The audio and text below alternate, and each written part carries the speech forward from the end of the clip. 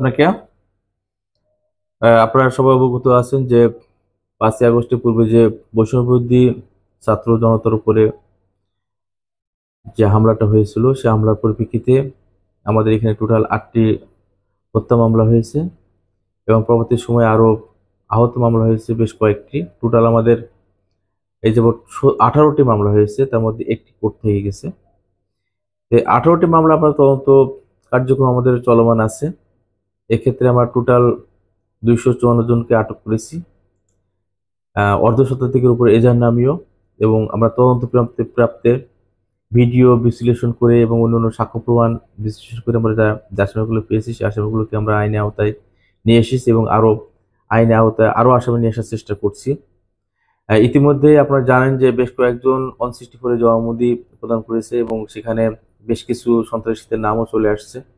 সেই সন্ত্রাসীদেরকে আমরা আইনের আওতায় নিয়ে আসার চেষ্টা করছি। আমাদের তদন্ত কার্যক্রম চলমান আছে।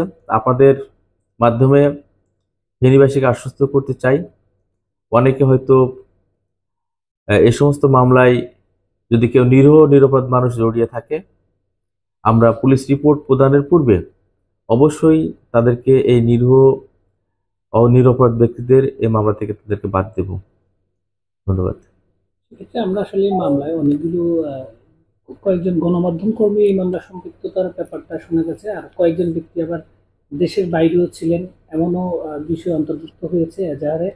আবার দেখেছি বেশ কিছু মাদ্রাসার শিক্ষক এই মামলায় অন্তর্ভুক্ত হয়েছে। মানে তিনটা ক্যাটাগরি মামলা এজাহার করার সময় বিষয়গুলো আপনারা কিভাবে দেখছেন বা কিভাবে এন্ট্রি হচ্ছে? আসলে মামলা যখন দেয়া হয় তখন তো পাবলিক বাদী মামলা করেছে, এটা পুলিশ কোনো মামলার পুলিশ বাদী না।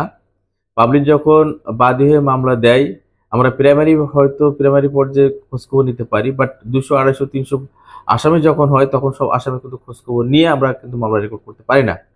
তো সেক্ষেত্রে আমাদের তদন্ত পর্যায়ে যেখানে নিরপরাধ মানুষ আছে, আপনি বলছেন সাংবাদিক অ্যারেস্ট হয়েছে, সাংবাদিকের নাম আসছে, এখানে শিক্ষকের নাম আসছে, কিছু যারা নিরপরাধ ব্যক্তি আসছে তাদের নাম আমরা অবশ্যই তদন্ত এখানে বেরিয়ে আসবে, আসলে তারা প্রকৃতপক্ষে অপরাধী না নিরপরাধ। যদি নিরপরাধ হয়ে থাকে তাদেরকে মামলা চার্জশিট থেকে কিংবা পুলিশ রিপোর্ট থেকে আমরা তাদেরকে বাদ দেবো।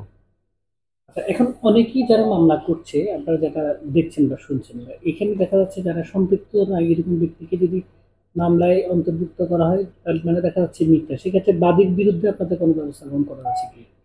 এটা তদন্ত সাপেক্ষে আমরা দেখবো আসলে কোন মামলায় কে আছে, আর নিরপরাধ কোনো ব্যক্তি আসছে কিনা আসছে।